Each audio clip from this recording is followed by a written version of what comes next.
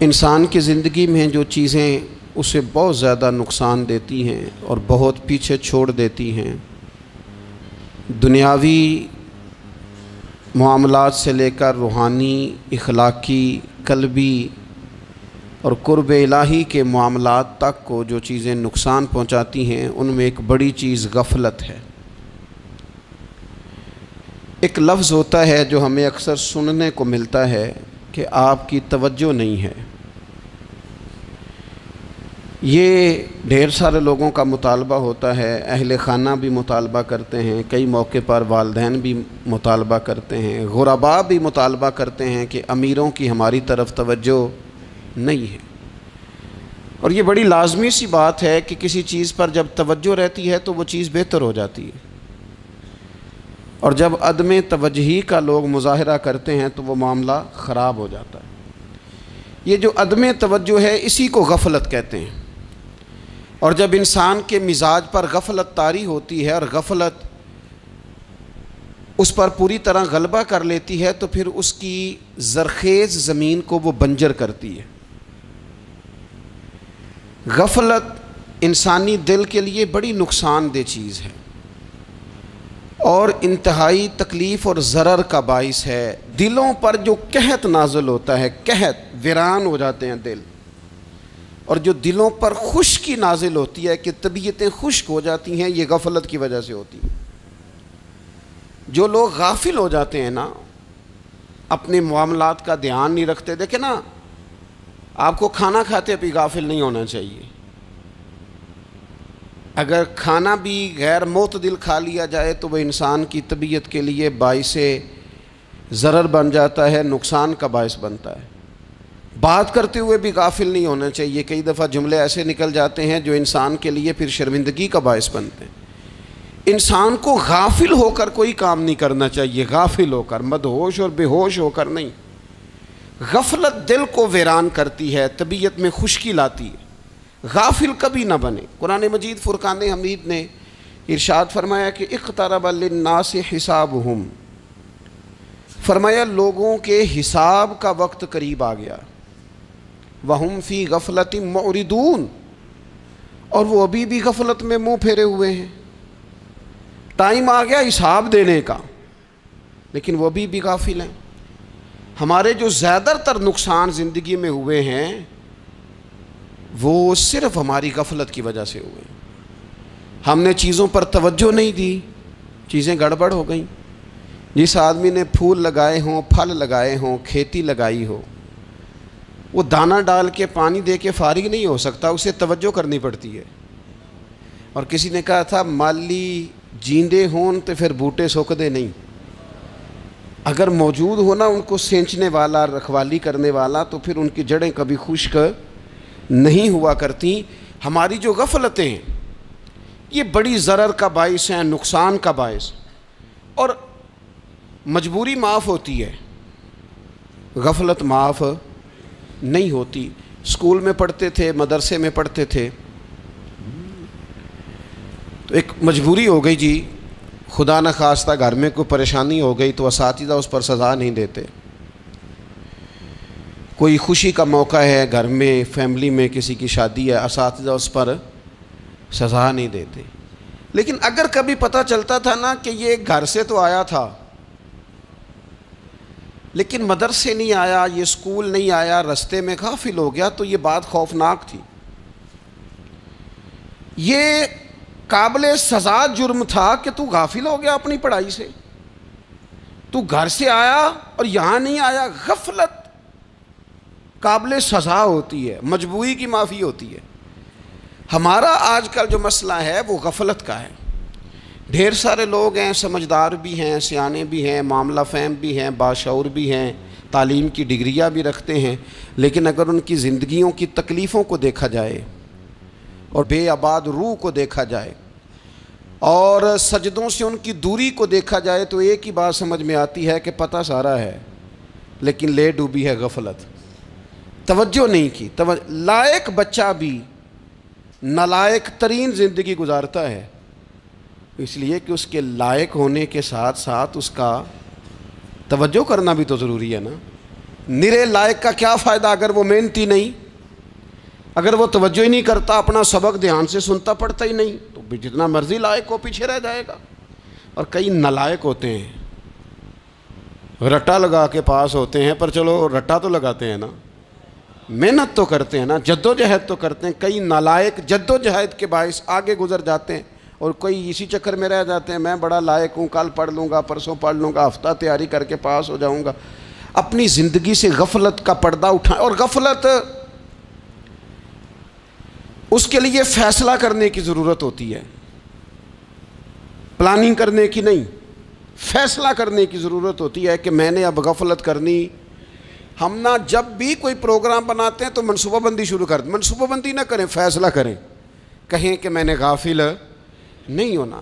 غفلت غرق دنیا کا نام ہے، اپنے آپ کو غفلت سے بچائیں۔ آپ دیکھیں حضرت کعب بن مالک رضی اللہ تعالیٰ عنہ فرماتے ہیں، بخاری میں موجود ہے، فرماتے ہیں کہ جنگ میں پیچھے رہ گیا تھا،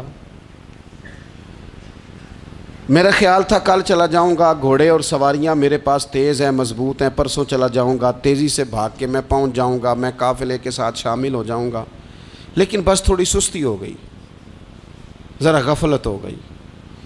آپ فرماتے ہیں جب سب لوگ چلے گئے حضور علیہ السلام کے ساتھ جہاد میں اور میں پیچھے رہ گیا، تو پھر جب چند دن گزر گئے اور محبوب کے واپس آنے کا ٹائم ہو گیا، تو اب میں غور کرتا سمجھتا تو مجھے مدینے میں یہاں بزدل لوگ نظر آتے، اور کون نظر آتے؟ جو منافق تھے، وہ منافق بزدل دکھائی دیتے، یا مجھے عورتیں اور بچے دکھائی دیتے۔ میں پریشان ہوا، حضور واپس آ گئے۔ جنہوں نے بہانے کیے تھے نا منافقین نے، یہ مجبوری تھی اس لیے نہیں جہاد پہ گئے، یہ جنہوں نے بہانے کیے تھے انہیں مل گئی معافی، اور میں نے سچ بولا، میں نے کہا یا رسول اللہ میں غافل ہو گیا تھا۔ اب کہتے ہیں میں نے جب کہا نا حضور سستی ہو گئی تھی، ذرا غفلت ہو گئی، تو بندہ محبوب سے ہی غافل ہو جائے، بندہ وہیں سے غافل ہو جائے۔ جو دم غافل سو دم کافر، سانو مرشد اے ہو پڑھایا۔ جب کہا نا حضور وہ غلطی ہو گئی، کوئی مجبوری نہیں تھی، تو فرماتے ہیں باقیوں کو معافی مل گئی، میرے ساتھ حضور ناراض ہو گئے۔ ایک دن نہیں، 2 دن نہیں، 50 دن حضور ناراض رہے۔ مدینے کی گلیوں نے مجھے پہچاننا چھوڑ دیا، در و دیوار سے مجھے یوں لگتا تھا کہ میں پردیسی ہوں۔ فرماتے ہیں میں مسجد میں آتا تھا، میں جب محبوب کو دیکھتا تو حضور رخ انور پھیر لیتے، اور مجھے پتا تھا جب میرا چہرہ ادھر ادھر ہوتا تو پھر کریم رحمت کی نظر فرماتے۔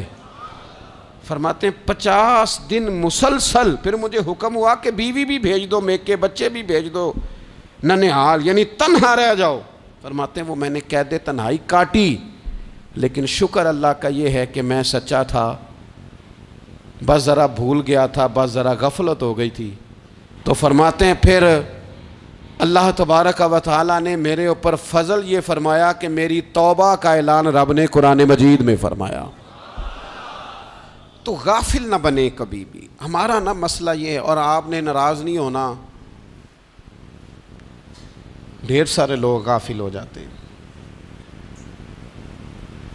مالدار بھی غافل ہیں، صاحبان علم بھی الا ماشاء اللہ بہت ساری جگہوں پہ غافل ہیں۔ جن لوگوں کو 4 لوگ جاننے لگ جاتے ہیں، کوئی مقام حاصل ہو جاتا ہے، وہ بھی بہت ساری جگہوں سے غافل ہو جاتے ہیں الا ماشاء اللہ۔ غفلت بڑی تکلیف والا منظر ہے۔ جو لوگ سمجھتے ہیں نا میں اب گڈ بک میں آ گیا ہوں، اب میں اچھا ہو گیا ہوں، اب میرے لیے خیر کہا جاتا ہے، مجھے اچھائی شاید یہ مستقل میرے ساتھ رہے گی، تعریف ہی ہوگی ہمیشہ، وہ بھی غافل ہو جاتے ہیں۔ اور یہ غفلت ٹھیک نہیں ہوتی۔ وجہ دیکھنی چاہیے کس وجہ سے انسان کو وقار مل رہا، عزت مل رہی۔ اپنی زندگی سے غفلت کو اتار پھینکیں۔ تھوڑی دیر کی تو غفلت ہوتی ہے، لمبی تو نہیں۔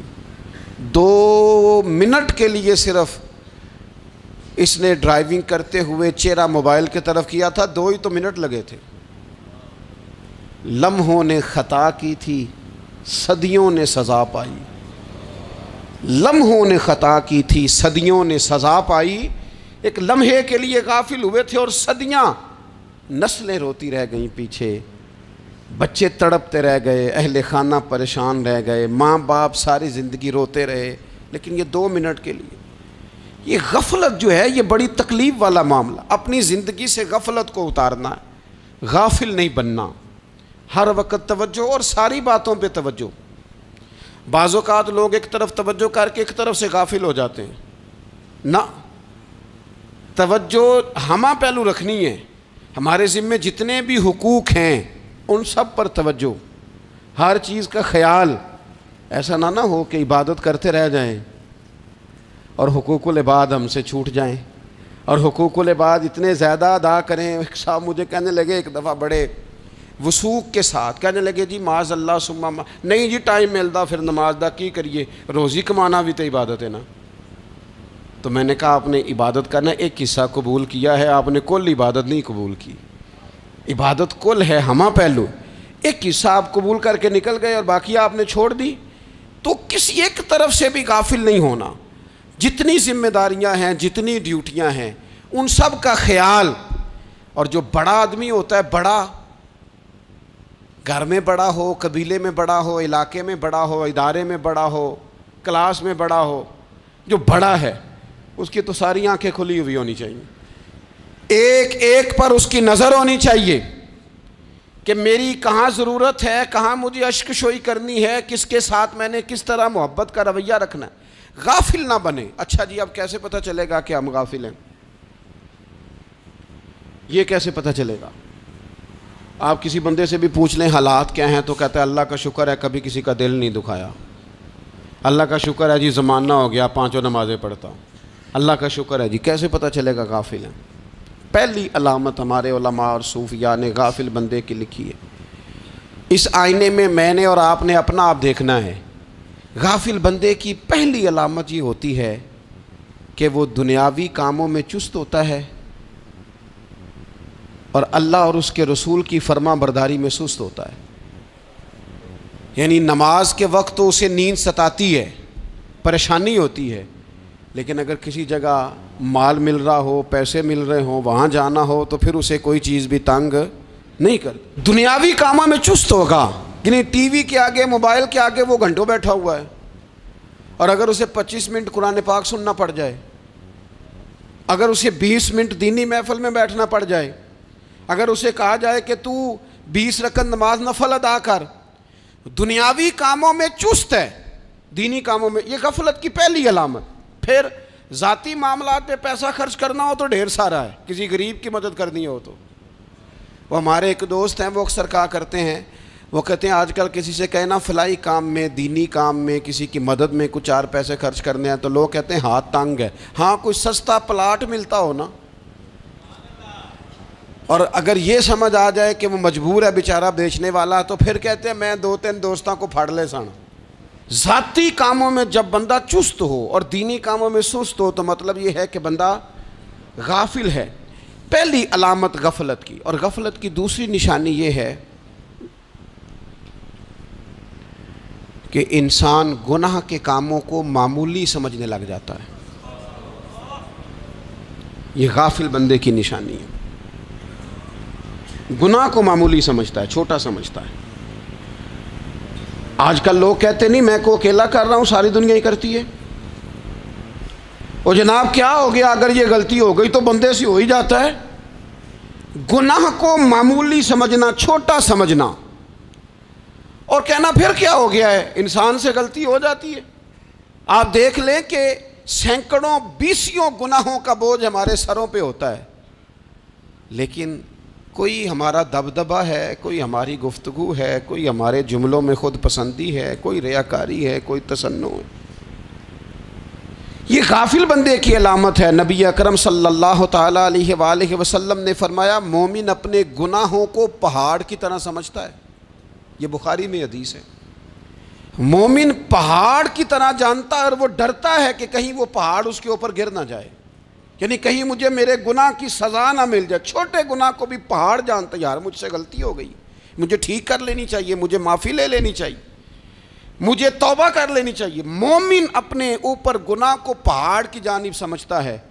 اور حضور علیہ الصلوۃ والسلام فرماتے ہیں کہ یہ جو فاسق اور فاجر ہوتا ہے نا، اللہ کا نافرمان، یہ گناہ کو مکھی کی طرح سمجھتا ہے، یہ سمجھتا ہے میں نے اشارہ کرنا ہے مکھی نے اڑ جانا ہے۔ مومن کی علامت یہ ہے کہ وہ پہاڑ جانتا ہے اگر غلطی ہو جائے تو پہاڑ۔ امام اعظم ابو حنیفہ رحمۃ اللہ علیہ گزر رہے تھے تو بارش ہو گئی تھی اور کوفہ میں کیچڑ تھا، تو آپ نے جو جوتے پہنے ہوئے تھے ان جوتوں سے چلتے ہوئے نا آپ کے پاؤں سے کچھ مٹی اڑی، تو سامنے ایک یہودی تھا، اب اس زمانے میں دیواریں کچی ہوتی تھیں، اس کے دیوار پر جا کے وہ مٹی جو تھی وہ لگ گئی۔ اب امام صاحب بڑے پریشان ہوئے کہ میں نے اس کی دیوار کو آلودہ کر دیا۔ یہاں تو لوگ اپنی اینٹیں رکھتے رکھتے کئیوں کی دیواریں توڑ ہی دیتے ہیں، اور پھر وہ اس پر ماننے کو بھی تیار نہیں ہوتے، تسلیم کرنے کو بھی تیار نہیں ہوتے۔ وہ کہتے ہیں پھر کیا ہو گیا، اب ہمارا یہاں گھر ہے تو ہم نے ٹرالی منگوانی نہیں تھی، ہمارا حق بنتا تھا۔ امام صاحب کے پیروں سے ذرا کیچڑ اڑا، یہودی کی دیوار پہ لگا، اس کی کچی دیوار تھی۔ امام صاحب پریشان ہو گئے، سوچنے لگے کہ اگر میں دیوار سے یہ کیچڑ اتارتا نہیں تو یہ بھی زیادتی ہے، میں نے اس کی دیوار کو گدلا کر دیا، اور اگر میں اتارتا ہوں تو کچھ مٹی اس کی دیوار کی بھی اتر جائے گی، کچی دیوار ہے، یہ بھی زیادتی ہے۔ مومن گناہ کو پہاڑ کی طرح سمجھتا ہے کہ کہیں گر نہ جائے، اس کی بھی کہیں سزا نہ مل جائے۔ امام صاحب نے اس کے دروازے پہ دستک دی، وہ باہر آیا تو اتفاق سے وہ آپ کا مقروض بھی تھا، اس نے پیسے دینے تھے۔ باہر نکلتے ہی کہنے لگا اوہو آپ تو قرض لینے آ گئے، میرے پاس تو ابھی گنجائش نہیں ادا کرنے کی۔ تو امام صاحب کہنے لگے تو قرض چھوڑ، وہ میں نے معاف کیا، میرے سے غلطی ہو گئی ہے، میں آ رہا تھا، لکڑی کے جوتے اس زمانے میں کھڑاؤں لوگوں نے پہنے ہوتے تھے، کہا وہ میرے پیروں سے ذرا کیچڑ اڑا ہے، تیری دیوار پہ لگ گیا ہے، اب میں بڑی دیر سے کھڑا سوچ رہا ہوں کہ اگر میں تیری دیوار صاف نہ کروں تو میں نے یہ میلی کر دی، گدلی کر دی، یہ بھی بات درست نہیں ہے، زیادتی، اور اگر میں اسے صاف کرتا ہوں کچی دیوار سے کچھ مٹی اتر جائے گی تو یہ بھی زیادتی ہے، اب تو بتا میں کیا کروں۔ تو بے موسمہ پھل تھا نا یہ، تو بے موسمہ پھل دیکھ کے بندہ حیران ہو جاتا ہے، جو باتیں روٹین میں نہ ہو رہی ہوں وہ ذرا انوکھی لگتی ہیں، بندہ حیران ہو گیا، غور سے امام صاحب کا چہرہ دیکھنے لگا، غور سے چہرہ دیکھنے لگا، اور پھر تھوڑی دیر سوچنے کے بعد کہنے لگا حضور پہلے میں نے دین اسلام کے بارے میں پڑھا اور سنا تھا، آج میں نے دین دیکھا ہے، پہلے میں نے سنا تھا کہ دین اسلام اس طرح کا ہے، آج میں نے دین۔ ہم نہ پوری دنیا کے کافروں کو دین سنانا چاہتے ہیں، دکھانا نہیں چاہتے، ہم نیک نظر آنا چاہتے ہیں، نیک بننا نہیں چاہتے، ہم نیک نظر آنا چاہتے ہیں۔ نتیجہ کیا نکلتا ہے کہ کچھ عرصے کے بعد پتہ چل جاتا ہے بندہ کس لیول کا نیک ہے، کیا معیار ہے اس کی نیکیوں کا۔ کہنے لگا حضور پہلے میں نے دین سنا تھا، آج دیکھا ہے۔ آپ وہ مٹی کی دیوار پر جو کیچڑ لگ گیا ہے، دیوار کو بعد میں صاف کیجئے گا، پہلے کلمہ پڑھائیں تاکہ میرے اندر کا کفر صاف ہو جائے، مجھے مسلمان کر دیں۔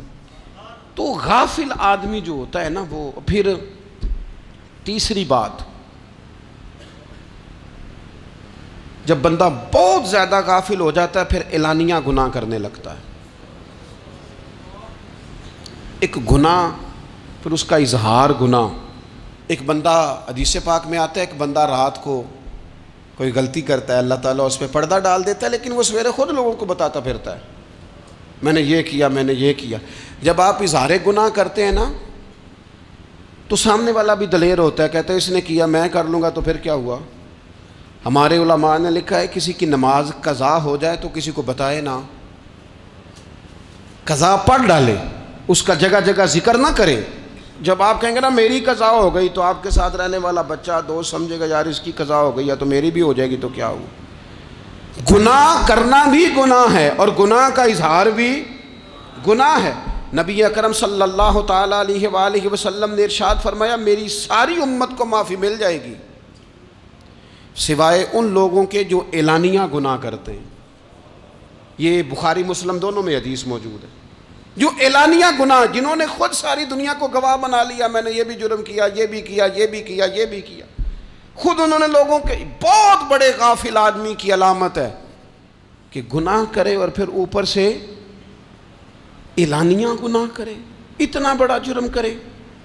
پھر چوتھی علامت اگر ہم دیکھنا چاہیں کہ ہم غافل تو نہیں، تو غافل بندے کی چوتھی علامت یہ ہوتی ہے کہ وہ فضول کاموں میں وقت بڑا ضائع کرتا ہے، فضولیات میں، ادھر بیٹھے ہیں ادھر بیٹھے ہیں، یہاں گپ شپ ہو رہی ہے، وہاں موبائل دیکھا جا رہا ہے، پھر کچھ ٹائم ملا ہے تو پھر کہیں دور دراز کسی ہوٹل پہ کھانا کھانے چلے گئے، پھر کچھ ٹائم ملا تو چلو نکلتے ہیں ذرا کوئی ہفتہ سیر کر آتے ہیں، یہاں گپ شپ ہے، فلاں کو ڈسکس کر لیتے ہیں، فلاں کے بارے میں بات کر لیتے ہیں، سیاسی تبصرے کر لیتے ہیں، یہ تھوڑی گفتگو ہو جاتی، چلے محلے داروں پہ تبصرہ شروع کرتے ہیں، کون روٹی زیادہ کھا رہا ہے اور کس کے پاس پیسے زیادہ آ گئے، چلو جا کے پتہ کرتے ہیں، حالانکہ یہ پتہ نہیں کرنا چاہیے تھا، پتہ تو اس کا کرنا چاہیے تھا جو بیچارہ کل سے بھوکا ہے، خبر تو اس کی رکھنی چاہیے تھی جس بیچارے کے گھر میں بچوں کے لیے پہننے کو کپڑے موجود نہیں ہیں، اس پر تبصرہ یہ کرتے ہیں کہ یہ محنت کیوں نہیں کرتے، اور اگر کسی پر اللہ عطا کر دے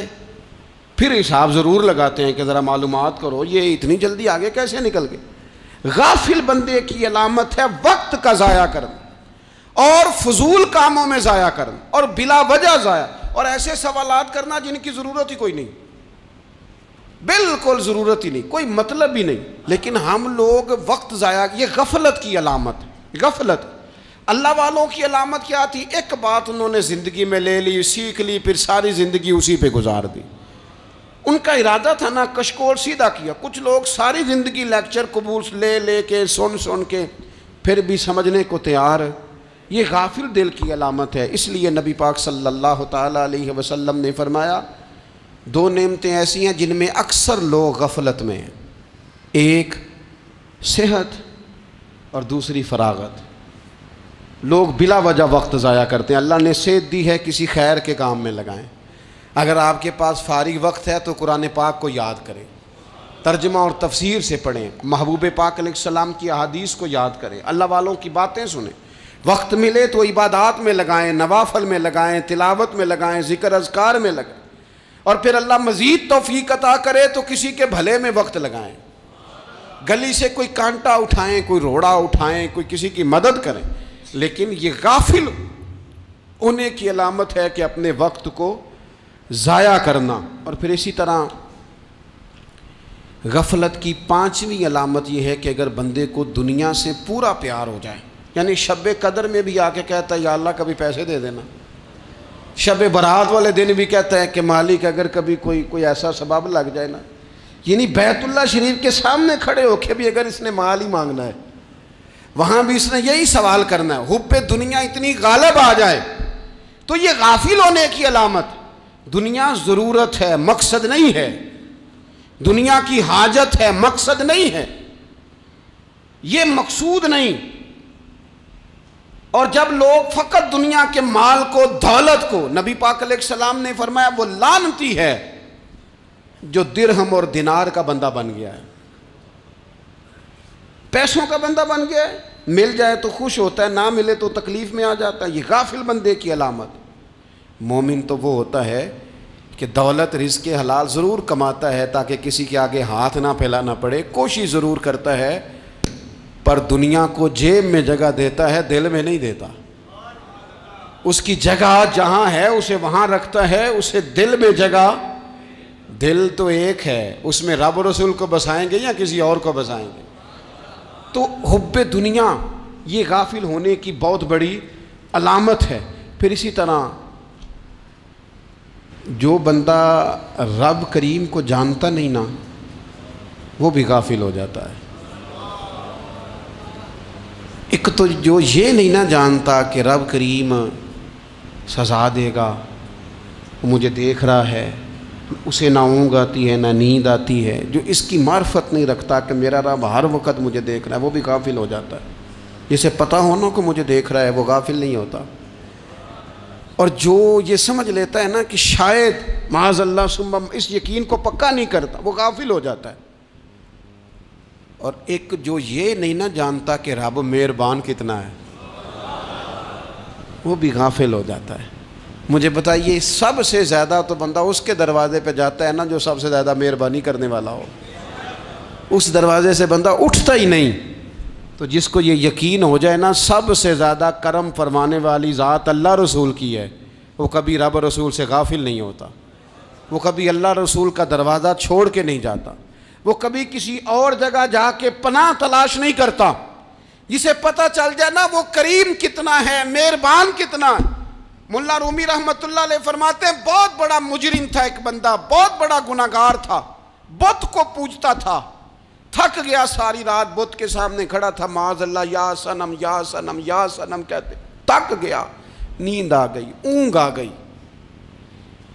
جب پوری طرح نیند آ گئی اور دماغ پہ نیند قبضہ کرنے لگی تو اس کے منہ سے نکل گیا، صنم صنم کہہ رہا تھا نا، نکل گیا یا صمد، او بے نیاز مالک۔ رب کریم نے فرشتوں سے فرمایا دوڑ کے جاؤ، جو کہتا ہے اسے دے دو۔ فرشتے کہنے لگے مالک وہ تو بت کو پکار رہا تھا، اس نے تو غلطی سے نام لیا ہے۔ فرمایا مجھے نہیں پتا، لیکن دیکھو نا اس نے مجھے پکارا تو ہے نا، کتنی دیر سے جھوٹے کو پکار رہا تھا، اس کا معاملہ حل نہیں ہوا، اب اگر سچے کو پکارنے پہ بھی حل نہ ہوا تو فرق کیا رہ جائے گا؟ دے دو جو مانگتا ہے، دے دو۔ میرے دوست گر پتہ چل جائے وہ کریم کتنا ہے، وہ مہربان کتنا ہے۔ میرے رسول پاک علیہ الصلوۃ والسلام نے تو فرمایا تیری آنکھ سے اگر اس کے خوف سے اتنا آنسو بھی نکل گیا جتنا مچھر کا پر ہوتا ہے، تو جس طرح بھینس کے تھنوں سے نکلا ہوا دودھ واپس تھنوں میں نہیں نہ جاتا، جو اتنا بھی روئے نہ روئے اللہ کے خوف سے، وہ بندہ دوزخ میں نہیں جائے گا۔ تھوڑی دیر کے لیے ڈر جائے اپنے رب سے، آئے تو صحیح۔ عدم معرفت غفلت پیدا کرتی ہے، تو آ تو صحیح، وہ تو کریم ہی بڑا ہے، وہ تو مہربان ہی بڑا ہے۔ حضرت زنیرہ رضی اللہ تعالی عنہ حضور کی صحابیاں ہیں۔ ایام جو مکے کے تھے مسلمانوں پر بڑی آزمائش کے تھے، انہیں بڑا مارا کفار نے، اتنا مارا کہ ان کی بینائی چلی گئی، نظر آنا بند ہو گیا۔ کافروں کی عورتوں نے تانا دیا کہ تو نے ہمارے بت چھوڑے ہیں نا، تو دیکھنا تیری بینائی چلی گئی۔ تو جناب زنیرہ اللہ پہ بھروسہ، توکل، معرفت الہی کا جذبہ، اٹھ کے کھڑی ہو کہنے لگی چپ کرو، تمہارے جھوٹے بت کیا کر سکتے ہیں، میرا رب چاہے تو صبح جب میں اٹھوں تو میری آنکھیں روشن ہو، اگر کریم کرم کر دے۔ لوگ کہتے ہیں واقعی ایسا ہوا، جب وہ سویرے اٹھی تو اللہ نے ان کی روشنی واپس کر دی تھی۔ تجھے پتہ چل جانا وہ مہربان کتنا ہے۔ وہ ایک بزرگ تھے تو ان سے کسی نے کہہ دیا کہ اگر آپ کا حساب آپ کے ماں باپ کے ذمہ ہو جائے تو پھر کیسا، پوچھنے کے لیے قیامت میں اگر ماں باپ حساب لیں تو پھر کیسا۔ تو بڑے سیانے لوگ تھے جو دل والے تھے، کہنے لگے نہیں، رب کریم ہی ٹھیک ہے، اس لیے کہ وہ ماں باپ سے کہیں بڑھ کر پیار کرنے والا ہے۔ اگر یہ معرفت مل جائے وہ کریم کتنا ہے۔ اور جب بندہ پوری طرح اس کی بارگاہ میں آ کے تڑپ جاتا ہے نا، مولا میں جاؤں کدھر، تیرا دروازہ چھوڑ کے جاؤں کدھر۔ اقبال کہتے ہیں وہ ایک سجدہ جسے تو گراں سمجھتا ہے، 1000 سجدوں سے دیتا ہے آدمی کو نجات۔ تجھے جگہ جگہ جھکنا نہیں پڑے گا اگر تو صحیح معنوں میں اپنے رب کی بارگاہ میں جھک جائے۔ تو میرے عزیز کوشش کریں کہ اس کی معرفت، اس کا کرم، اس کی عطا اور اللہ تبارک و تعالیٰ کے حاضر و ناظر ہونے پر عین الیقین، حق الیقین حاصل کریں۔ اور پھر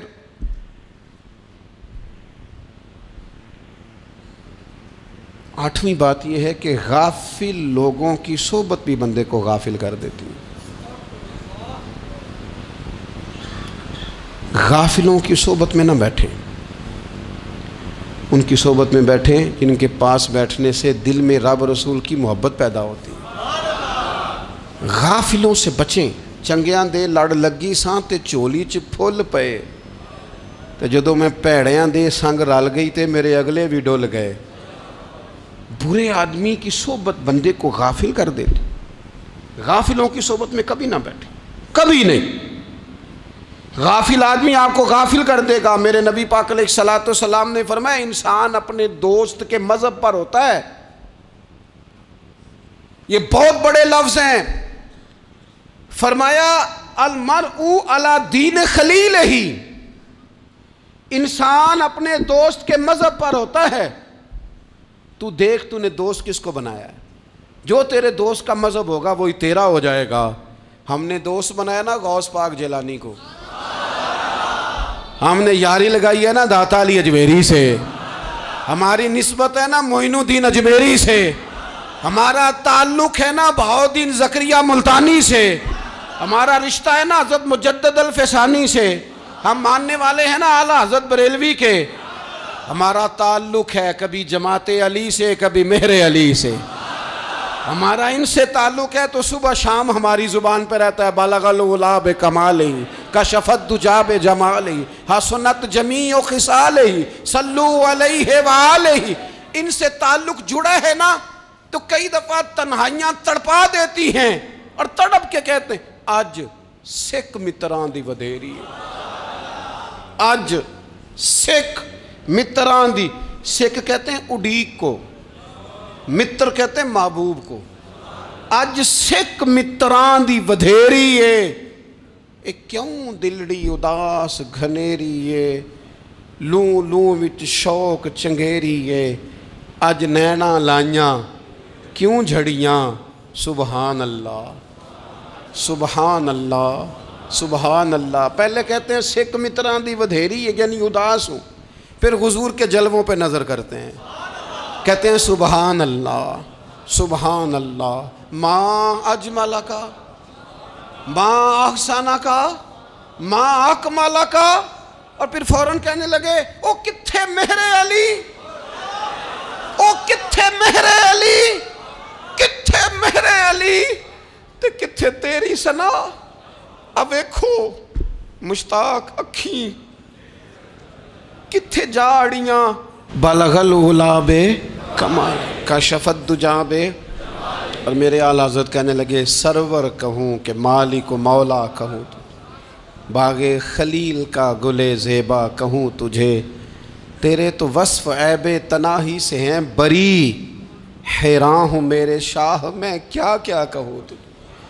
غافل آدمی کی علامت ہے برے لوگوں کی صحبت میں، خبردار ان کے پاس نہ بیٹھنا جن کے پاس بیٹھنے سے تمہارے دلوں میں اولیاء اللہ اللہ کے بندوں کی عداوت پیدا ہو، خبردار خبردار ان کے پاس نہ بیٹھنا جن کے پاس بیٹھنے سے تمہارے دلوں میں حضور کی اولاد پاک کے بارے میں شک پیدا ہو، خبردار اس شخص کے پاس نہ بیٹھنا جو امام حسین ابن علی کے بارے میں کوئی کمزور بات کرتا ہو، بچنا، خبردار اس سے بچنا جو حضور کے صحابہ کے بارے میں بات کرے، بچنا بچنا اس سے، جو سیدنا ابو بکر صدیق کے بارے میں کوئی، دیکھو کیا مقدر ہے صدیق و فاروق کے، جن کے گھر ہی رحمتوں کے خزینے میں، بھلا کیا کہا نبی پاک، حضور نے فرمایا میرے اوپر جس نے نیکی کی تھی بدلہ دے دیا ہے، یہ جو میرے ابو بکر صدیق ہے نا، ان کو میں اللہ کی بارگاہ میں لے جاؤں گا، کہوں گا مالک تو ہی بدلہ عطا فرما۔ ایک ہاتھ میں جناب صدیق کا ہاتھ پکڑا، ایک میں حضرت عمر کا ہاتھ پکڑا، اور حضور مسجد نبوی سے باہر آ رہے ہیں، دیکھنے والے کی زبان سے بے ساختہ سبحان اللہ نکل گیا، کیا شان ہے کیا مقدر ہے، تو حضور علیہ السلام رک گئے، اور روک کے فرمایا تو حیران ہو رہا ہے نا، تو حیران ہو رہا ہے نا کہ میں نے ایک ہاتھ میں ابو بکر کو پکڑا ہے، ایک میں عمر کو پکڑا ہے، فرمایا قیامت میں جب میری قبر کھلے گی تو میں اسی طرح قبر سے نکلوں گا، اس طرح میدان محشر میں آؤں گا، خبردار حضور کے وفاداروں کے وفادار رہنا، ان کے وفادار رہنا، ان کے وفادار رہنا۔ بڑا عجیب دور آیا ہے، ہم نے یہ دور دیکھا ہے کہ لوگ حضور کے صحابہ کے بارے میں بھی بات کریں گے، اب نبی پاک کی اولاد پاک کے بارے کو بھی ڈسکس کیا جائے گا۔ اپنا منہ تو دیکھ، اپنی حیثیت دیکھ، اور پھر وہ بندے دیکھ جن کو اللہ نے چن کے اپنے محبوب کی غلامی کے لیے حضور کے قریب بٹھایا ہے۔ تو بچنا ایسے لوگوں سے، پرہیز کرنا، خبردار عقیدہ ستھرا رکھنا، عقیدہ ستھرا رکھنا، صاف رہنا، پاکیزہ رہنا، غافلوں کی صحبت سے بچنا۔ بڑا ڈرتے ہیں اللہ سے، دعائیں مانگتے ہیں، یا اللہ نسلوں میں بھی وہی بندے پیدا فرما جو عقیدے پکے رکھنے والے ہیں، وہ بندے پیدا فرما ہماری نسلوں میں۔ ایک وہ بندہ بھی غافل ہو جاتا ہے جو امیدیں لمبی لگا لیتا ہے،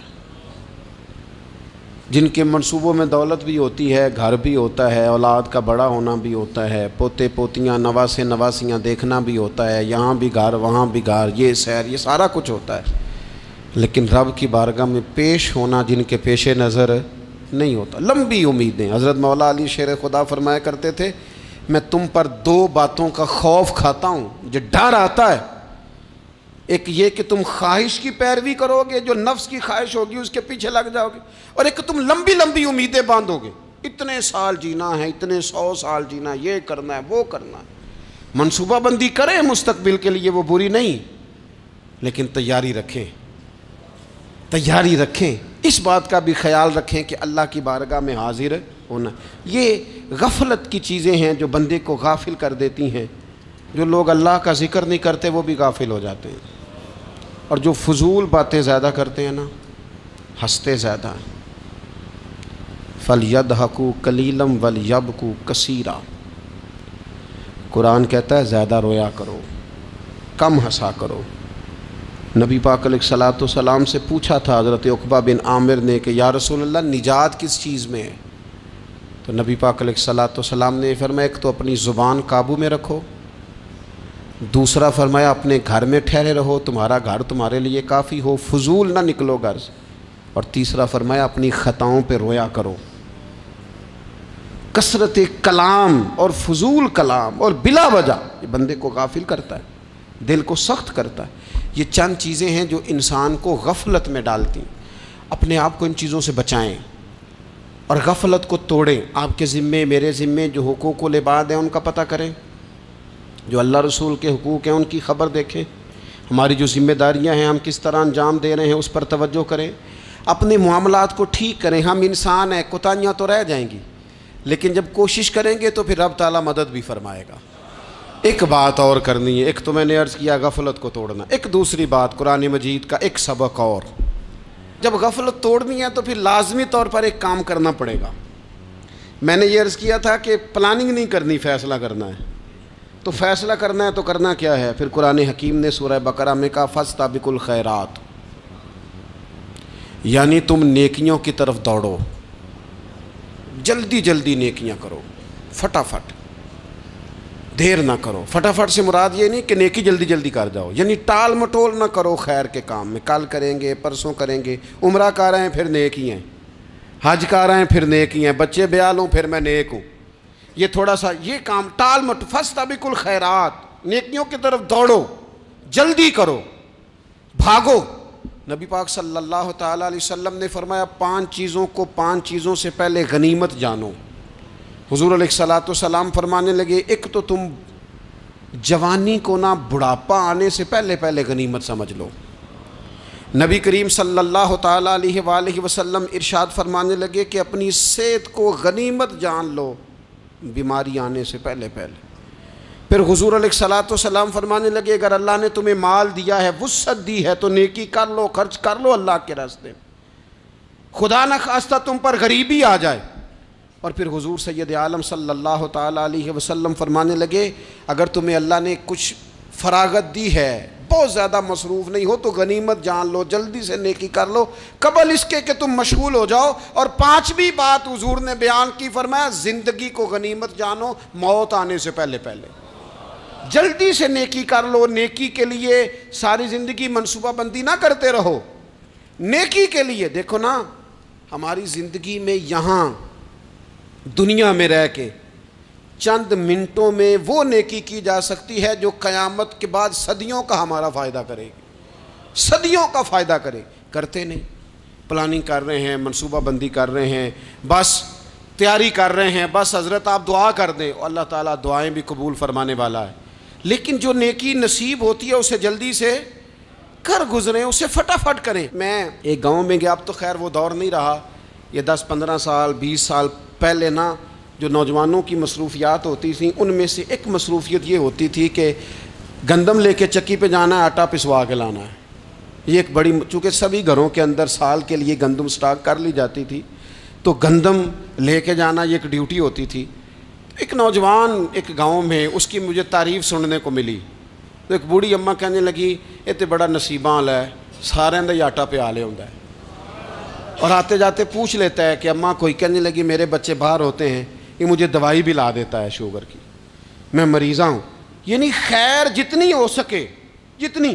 میرے ایک سنگی ہیں تو سڑک پہ کوئی بندہ کھڑا ہوتا ہے نا، اللہ تعالیٰ انہیں سلامت رکھے، بندہ کھڑا ہوتا ہے تو کہتے ہیں میں اس سے پوچھ لیتا ہوں بابا جی کدھر جانا ہے، فلانی جگہ جانا ہے، تو کہتے ہیں میں موٹر سائیکل پہ بٹھا لیتا ہوں.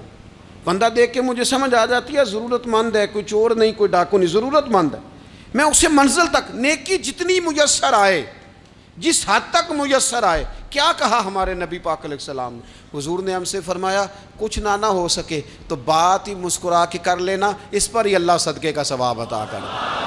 فاستبقوا الخیرات، جلدی سے نیکی کر لو. اپنے نامہ اعمال میں روز نیکیاں جمع کرو، کوئی نہ کوئی خیر کا کام روز کرو اور جلدی سے کرو. صحیح مسلم میں حدیث ہے، نبی پاک صلی اللہ تعالیٰ علیہ وسلم فرمانے لگے جلدی جلدی نیکی کے کام کر لو ان فتنوں سے پہلے جو اندھیری رات کے حصوں کی طرح فتنے ہوں گے. فرمایا اس وقت حال یہ ہوگا کہ آدمی صبح مومن ہوگا شام کو کافر ہو جائے گا، شام کو مومن ہوگا تو صبح کافر ہو جائے گا. اور فرمایا لوگ دنیا کے بدلے اپنا دین تک بیچ ڈالیں گے. معاذ اللہ جھوٹی قسمیں نہیں کھائی جاتی، جھوٹا قرآن مجید نہیں لوگ اٹھا لیتے. لوگ دنیا کے لیے دین بیچ ڈالیں گے. اس سے پہلے جب فتنے اتنے زیادہ ہو جائیں اس سے پہلے نیکی کر لو، کوئی خیر کا کام کر لو، جلدی سے کچھ ایسا کر لو. حضرت عقبہ بن حارث رضی اللہ تعالیٰ عنہ فرماتے ہیں یہ دیکھیں ہمارے نبی پاک علیہ السلام کی سیرت کیا ہے، حضور کا اسوہ کیا ہے، نبی پاک علیہ السلام ہماری تربیت کس طرح کرتے ہیں. حضرت عقبہ بن حارث رضی اللہ تعالیٰ عنہ کہتے ہیں ہم نے نبی پاک علیہ السلام کے ساتھ نا عصر کی نماز پڑھی، یہ صحیح بخاری میں موجود ہے. فرماتے حضور سلام پھیرتے ہی فوراً اٹھ کے گھر تشریف لے گئے. یہ ہمارے لیے نا انوکھی بات تھی، غیر متوقع تھی، پہلے کبھی ایسا ہوا نہیں. سلام پھیرا نماز کا، حضور جلدی سے تشریف لے گئے. اب ہم حیران تھے اور حیرت انگیز طور پر حیران تھے کہ کریم اتنی جلدی تشریف لے گئے. تھوڑی دیر ہوئی حضور واپس آ گئے تو محبوب پاک علیہ السلام فرمانے لگے گھر میں نا ایک چھوٹی سی ڈلی، ایک چھوٹا سا ٹکڑا سونے کا پڑا تھا، مال آیا تھا سارا صدقہ کر دیا، وہ تھوڑا سا پڑا تھا، اچانک مجھے یاد آیا وہ تو پڑا رہ گیا. تو حضور فرمانے لگے میں نے کہا کہیں ایسا نہ ہو جائے کہ ساری رات گزر جائے اور میرے گھر میں پڑا ہی رہ جائے، میں جلدی سے جا کے اسے خیرات کر دوں. میں نے خیرات کیا پھر میں واپس آ گیا ہوں. جلدی سے نیکی، جلدی سے نیکی کر لی جائے. ہم بڑا انتظار کر رہے ہیں، بڑا لمبا ہمارا پروگرام ہے، ہمارے پاس ٹائم ہی بڑا ہے. کسی نے کان میں کہہ دیا ہے تیرے پاس بڑا وقت ہے، ابھی تو بڑی عمر پڑی ہے، ابھی تو جناب او میرے بھائی یہ لوگوں کے کہنے کی باتیں ہیں. پھر پتہ ہی نہیں چلتا حالات کس طرح کے ہو جاتے ہیں اور کیا معاملات انسان کے ساتھ درپیش ہوتے ہیں. جتنی خیر میسر آئے، جتنا بھلا میسر آئے، جتنی انسان کو توفیق ملے. میں نے بزرگوں کو دیکھا اپنے اصحاب کو، پہلے وہ خدام سے کہتے کہ میں سونے لگا ہوں اور پابند کرتے لوگوں کو کہ فلاں وقت، بزرگوں کو میں نے دیکھا اپنے، وہ پابند کرتے لوگوں کو کہ فلاں وقت میں موجود ہوں گا آنا، خود پابند فرماتے. اور پھر جب بیدار ہوتے نا تو سب سے پہلے خدام کو بلا کے پوچھتے کوئی مہمان تو نہیں آیا؟ وہ جناب آپ نے خود ہی تو پابند فرمایا فلاں دن آنا. کہنے لگے چل یار اگر کوئی آیا تو مجھے ملا لو، میری ملاقات کرا لو. کیوں؟ اس لیے کہ دور سے آیا ہے، مجھ سے ملنے آیا ہے، کوئی خیر کی بات سیکھنے آیا. چلو میرے نامہ اعمال میں کوئی نیکی جائے گی، کچھ نہ کچھ خیر جمع کر لی جائے، کچھ نہ کچھ ڈیوٹی کر لی جائے، کچھ کام کریں اور جلدی سے کریں. حضرت جابر ابن عبداللہ انصاری رضی اللہ تعالیٰ عنہ بیان کرتے ہیں، یہ بھی بخاری میں موجود ہے. کہتے ہیں ایک صحابی نا نبی پاک علیہ السلام کی بارگاہ میں حاضر ہوئے غزوہ احد کے موقع پر، اور حال ان کا یہ تھا کہ وہ کھجور کھا رہے تھے اور کھجور انہوں نے منہ میں رکھی ہوئی تھی. حضور کی بارگاہ میں حاضر ہوئے اور عرض کرنے لگے یا رسول اللہ صلی اللہ تعالیٰ علیہ وسلم اگر میں شہید کر دیا جاؤں تو کہاں جاؤں گا؟ حضور فرمانے لگے جنت میں. تو کہتے ہیں انہوں نے جو کھجور منہ کے اندر تھی نا وہ انہوں نے نگلی نہیں، اندر نہیں لے گئے، اس کو باہر نکالا اور دوڑ کے آگے بڑھے اور جنگ کرنی شروع کر دی. اور لڑتے لڑتے شہید ہو گئے۔ کیا سبق دیا انہوں نے؟ سبق یہ دیا کہ نیکی کرنے میں اتنی دیر بھی نہیں کرنی جتنی کھجور کھانے میں دیر لگتی ہے۔ جلدی سے نیکی کرنی ہے، فٹافٹ نیکی کرنی، اس کے اندر ٹال مٹول نہیں کرنا۔ اسی وقت انہوں نے کھجور باہر نکال دی، دوڑ کے انہوں نے حضرت انس بن نضر رضی اللہ تعالیٰ عنہ، حضرت انس بن مالک رضی اللہ تعالیٰ عنہ کے چچا ہیں، میدان احد میں نا، احد پہاڑ کے قریب کھڑے تھے، لوگوں سے کہہ رہے تھے جلدی جلدی ادھر آؤ، وہ جنت جو انسان کو انتقال کے بعد نصیب ہوگی اور قیامت کے بعد نصیب ہوگی، فرماتے تھے مجھے تو ابھی احد پہاڑ کے اندر سے جنت کی خوشبو آ بھی رہی ہے، لہذا جلدی سے آؤ، ادھر دوڑو، جہاد کرو، آؤ کفار سے لڑیں۔ تو نیکی میں دیر نہیں کرنی، جو نیکی میسر آتی ہے، جس کو میسر، ماں باپ میسر ہیں تو خدمت کر لیں، اہل خانہ ہیں تو حسن سلوک کر لیں، اللہ نے اولاد دی ہے تو اچھی تربیت کر لیں، دوست ہیں تو خیر خواہی کر لیں، اگر آپ کو اللہ رمضان عطا کرتا ہے تو زیادہ سے زیادہ اس کی عبادت کر لیں، اگر نظر ٹھیک ہے تو تلاوت زیادہ سے زیادہ کر لیں، زبان چلتی ہے تو رج رج کے مدینے والے محبوب پہ درود و سلام پڑھ لیں، اللہ تعالیٰ کا ذکر کر لیں، جلدی سے خیر جمع کریں، اپنے وقت کو ضائع نہ کریں۔ یہ آج کا سبق ہے۔ ایک تو ہم نے فیصلہ کرنا ہے کہ بس غفلت نہیں، اب غفلت، اب انشاءاللہ اللہ اللہ کرنی ہے، اب کوئی خیر کا کام کرنا ہے۔ میرے حضرت کا ایک جملہ کبھی نہیں بھولنا، فرمایا کرتے تھے زمین کے اوپر کام، نیچے جا کے آرام۔ یہ چھوڑ دیں، اتنے گھنٹے سونا ہے تو یہ کرنا ہے تو میری نیند میں دخل کوئی نہ ڈالے، پھر سوتے ہی رہ جائیں گے، سوتے ہی رہ جائیں۔ زمین کے اوپر کام اور نیچے جا کے جاگنا ہے، جاگ لے افلاک کے سائے تلے، پھر حشر تک سوتا رہے گا خاک کے سائے تلے۔ اب جاگ لے افلاک کے سائے کے نیچے، جاگ، کھول آنکھیں، ہر وقت کا سونا، ہر وقت سونا، ہر وقت جو اپنے آرام کی فکر کرنا، اس سے نکل آئیں اور اچھا کھانا اور اچھا پہننا اور بس اپنی مرضی کی زندگی من چاہی جینا، اس سے باہر آئیں، فیصلہ کریں، فیصلہ کہ اب غفلت نہیں کرنی۔ اگر اللہ نے کوئی صلاحیت دی ہے تو اسے دین کے کام پہ لگانا ہے، کوئی ڈیوٹی کرنی ہے، کوئی خدمت کرنی ہے۔ دیکھو خدمتیں ہو رہی ہیں، صدیق اکبر مال دے رہے ہیں، عثمان غنی مال دے رہے ہیں، مولا علی نے تلوار پکڑی ہے، میدان میں جا رہے ہیں، فاروق اعظم گلی گلی نگر نگر رسول اللہ کے دین کی پہرے داری کر رہے ہیں، حضرت جناب سیدنا سلمان فارسی ابو ذر غفاری حضور کی مسجد میں جھاڑو دے رہے ہیں، اور بلال حبشی وہ نبی پاک کی مسجد میں اذان پڑھتے پڑھتے رب نے اتنا عروج فرمایا کہ کعبے کی چھت پہ کھڑے ہو کے بھی اذان پڑھنی شروع، انہوں نے اذان دے دی۔ تو کوئی کام کرنا ہے، غفلت کو توڑنا ہے اور نیکی کرنی ہے، ذرا جلدی جلدی خیر کا کام کرنا ہے، نہیں ایسے نہیں، فٹافٹ۔ کیسے جی؟ فٹافٹ۔ تو فٹافٹ کام کریں خیر کا، جلدی جلدی۔ تو یہ خیر کا کام فٹافٹ، جلدی جلدی اور بڑی جلدی اور دوڑ دھوپ کے، اور جب آپ کرتے جائیں گے نا تو پھر اللہ تعالیٰ مواقع بناتا جائے گا۔ آپ سے میری اپیل ہے، بالخصوص میرے ساتھ جو وابستہ سنگی ہیں، جو پیار کرنے والے ہیں، دو باتیں آج آپ نے لے کے جانی ہیں گھر۔ یہی لنگر ہے، یہی آپ کے لیے دعا ہے، یہی ہمارے بزرگوں کا فیض ہے، یہی نصیحت ہے کہ آپ نے دو باتیں لے کے جانی ہیں۔ غفلت توڑ دینی ہے، فیصلہ کرنا ہے کہ آج کے بعد غافل نہیں ہونا، اور دوسری یہ بات لے کے جانی ہے کہ نیکی جلدی جلدی، فٹافٹ فیصلہ، فٹافٹ نیکی، ایک کر کے پھر انشاءاللہ دوسری کر کے پھر انشاءاللہ تیسری کر کے پھر انشاءاللہ چوتھی، یہ شروع کرنی ہے، اور آپ دیکھیں گے اللہ تعالیٰ مہربانی فرمائے گا، مدد کرے گا۔